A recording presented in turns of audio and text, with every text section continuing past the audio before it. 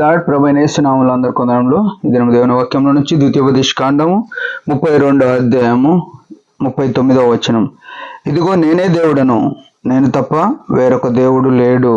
మృతినందించువాడను, బ్రతికించువాడను నేనే. గాయపరచువాడను, స్వస్థపరచువాడను నేనే. నా చేతిలో నుండి విడిపింపగలవాడెవడునూ లేడు.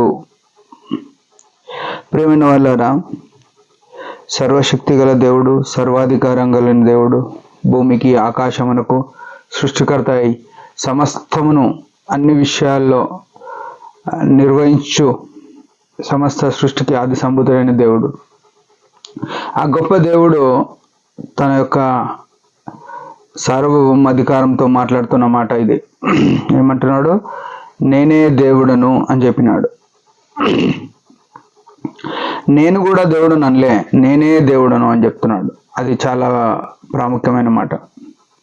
నేనే దేవుడు అనే మాట అర్థం ఏమిస్తుందంటే, ఇంకెవరు దేవుడు దేవతలు అనబడేవారు లెక్కలేదు అని అర్థం.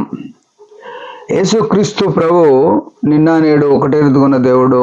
ఆయన భూమికి ఆకాశమునకు సృష్టికర్త అయిన దేవుడు. తండ్రి, కుమార, శుద్ధాత్మ త్రిత్వంలో ఏకత్వమైన ఈ దేవుడు చెప్తున్నమాట నేనే దేవుడను అని చెప్తున్నాడు. యేసు ప్రభు రక్తంలో కడగబడిన మనము, శిలువ రక్తంలో కడగబడిన మనము ఈ ఘనమైన దేవుణ్ణి కలిగి ఉండి జీవిస్తున్నామా? అనేక సార్లు శోధనలు, అనేక సార్లు ఒడిదుడుకులు జీవితంలో వచ్చినప్పుడు దేవుడు ఉంటే నాకు ఈ శ్రమ ఎందుకు వస్తుంది అని మనం అనుకోవచ్చు. మన చుట్టూ నొలిగి అనొచ్చు, దేవుడు ఉంటే నీ జీవితంలో ఇంత కష్టం ఎందుకు, ఇంత ఘోరమైన పరిస్థితి ఎందుకు వచ్చింది, ఇంకా కొందరికి పేదరికం ఎందుకు వచ్చిందని, ఇంకా కొందరికి ఆర్థికంగా ఇబ్బందులు ఎందుకున్నాయని, ఇంకా కొందరికి రోగాలు ఎందుకు వచ్చినాయని, ఇట్లా ఎన్నో పరిస్థితులు మన చుట్టూ అలుముకొని ఉంటాయి. అయితే ఇక్కడ దేవుడు స్పష్టంగా మాట్లాడుతున్న మాట, నేనే దేవుడను, నేను తప్ప వేరే దేవుడు లేడు అని తెలుసుకోవాలి మనము. రెండోది ఏమంటున్నాడు? మృతివంచువాడను నేనే, బ్రతికించువాడను నేనే.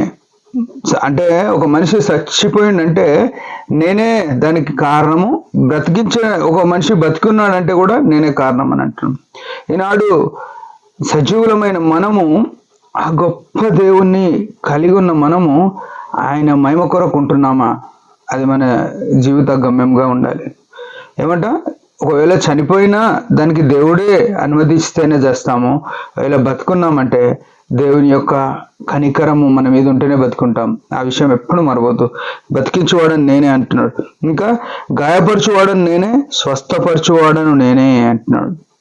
ఒకవేళ మన జీవితంలో కష్టాలు, ఆయాసకరమైన పరిస్థితులు, నిట్టూర్పులు, దుఃఖాలు అన్నీ వచ్చినప్పుడు అవి దేవుడు మన జీవితంలో అనుమతించినాడు అనే విషయం మనం గుర్తుపెట్టుకోవాలి. చాలా మంది ఏమనుకుంటారు అంటే, ఇవన్నీ ఎందుకు వస్తున్నాయో, వాళ్ళు ఇట్లా చేసినందుకు వచ్చినాయి, లేకుంటే నేను ఇట్లా చేసినందుకు వచ్చినాయి అనుకుంటాం. కానీ మనము ప్రతి విషయంలో తగ్గి ఆ దేవుని అధికారం ఒప్పుకొని ఎల్లవేళలా తగ్గించుకొని చూస్తే ఆ కష్టాలలో కూడా, ఆ ఇరుకులో కూడా, ఆ గాయాలలో కూడా ఆయన యొక్క సమాధానం, ఆయన యొక్క కాపుదల, ఆయన యొక్క పోషణను చూడగలుగుతాం. ఇది చాలా మర్మమైన మాట. మన జీవితాల్లో ఈ కష్టాలు వచ్చినప్పుడు, నిందలు వచ్చినప్పుడు ఎంతోమంది ఎన్నో మాట్లాంటారు. ఆడు సక్కలేడు కాబట్టి దేవుడు ఇన్ని కష్టాలకి అనుమతించినాడు అంటుంటారు. కానీ ఆ దేవుడు అనుమతించిన ప్రతి కష్టం వెనుక ఒక ఆశీర్వాదం ఉంటుంది. ఆశీర్వాదాల కొరకు మనల్ని పిలిచినాడు దేవుడు, శాపాల కొరకు కాదు.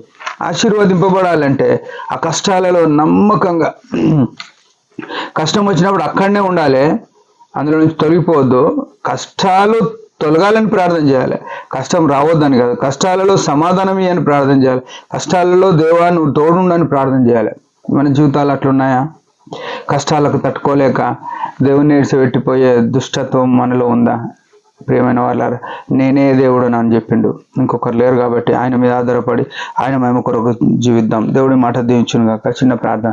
పరమ తండ్రి యేసు ప్రభు నామములో వందనాలు. ఉదయకాలం ఇచ్చిన ఆశను బట్టి స్తోత్రములు.